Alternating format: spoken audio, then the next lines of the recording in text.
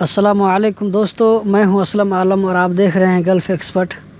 सोहेल राना ने सवाल किया है कि भाई इकामा लगाने के टाइम में प्रोफेशन चेंज कर सकते हैं क्या। इसका जवाब देने से पहले एक बात बता दूं, वो ये कि कल जो मैंने वीडियो आप लोगों के साथ में शेयर किया था उसमें मैंने इस चैनल के बारे में मुख्तसर बताया था और ये कि इस चैनल से मैं कितना पैसा कमाता हूँ। दोस्तों, ये सवाल आप लोगों की तरफ से कई बार आया।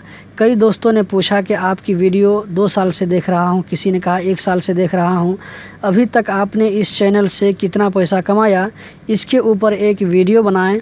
तो मैं वीडियो अपलोड कर चुका हूँ, लिंक आपको डिस्क्रिप्शन में और यहाँ पर जो आई बटन नज़र आ रहा है इस पर क्लिक करने से भी आप देख सकते हैं। अगर हमारी मेहनत अच्छी लगे तो वीडियो को लाइक करके हमारा हौसला ज़रूर बढ़ाएं। तो दोस्तों, इस सवाल का जवाब ये है कि इकामा रिन्यू करने के टाइम में प्रोफेशन चेंज नहीं होगा, क्योंकि इकामा रिन्यू करना और प्रोफेशन चेंज करना दोनों अलग अलग काम है और दोनों काम 2 जगहों पर होता है।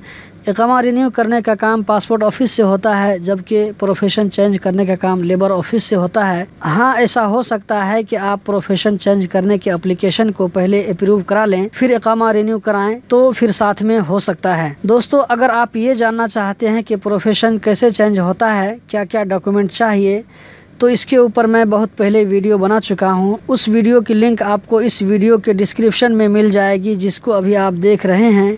डिस्क्रिप्शन चेक कर लें, लिंक आपको नज़र आ जाएगी। प्रोफेशन चेंज करने की अहमियत 2013 में उस वक्त से बढ़ गई है जब से आम प्रोफेशन में ड्राइविंग लाइसेंस नहीं मिलता है। इसके ऊपर भी मेरी वीडियो मौजूद है, आप डिस्क्रिप्शन में लिंक चेक कर सकते हैं। तो दोस्तों, यही थी आज की वीडियो। उम्मीद करता हूं कि कुछ न कुछ सीखने का मौका मिला होगा। इसी तरह की इन्फॉर्मेटिव वीडियो देखते रहने के लिए इस चैनल को सब्सक्राइब करें अगर पहली बार इस चैनल पर आए हैं। अगर पहले से सब्सक्राइब किया हुआ है तो बहुत बहुत शुक्रिया। तो मिलता हूँ एक और वीडियो में, अपना ख्याल रखें।